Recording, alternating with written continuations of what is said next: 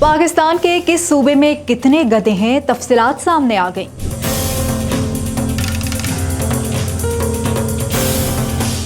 हुकूमती ज़राअत शुमारी रिपोर्ट के मुताबिक गधों की तादाद में पंजाब तमाम सूबों से आगे है। सिंध दूसरे और खैबर पख्तूनख्वा तीसरे नंबर पर गधों की तादाद है, जबकि सूबा बलोचिस्तान में गधों की तादाद बाकी सूबों के मुकाबले में कम है। रिपोर्ट के मुताबिक पंजाब में गधों की तादाद 24,03,000, सिंध में गधों की तादाद 10,81,000, खैबर पख्तूनख्वा में 7,82,000 और बलोचिस्तान में गधों की तादाद 6,30,000 हो चुकी है। वफाकी दारुल हुकूमत इस्लामाबाद में गधों की तादाद 4,000 रिकॉर्ड की गई है। ज़राअत शुमारी रिपोर्ट में बताया गया है कि बलोचिस्तान के मुकाबले में पंजाब में गधों की तादाद 17,73,000 ज्यादा बनती है। पंजाब में खैबर पख्तूनख्वा के मुकाबले गधों की तादाद 16,21,000 और सिंध के मुकाबले पंजाब में गधों की तादाद 13,22,000 ज्यादा बनती है। ज़राअत शुमारी रिपोर्ट 2024 के मुताबिक पाकिस्तान में गधों की मजमूई तादाद 49 लाख हो चुकी है।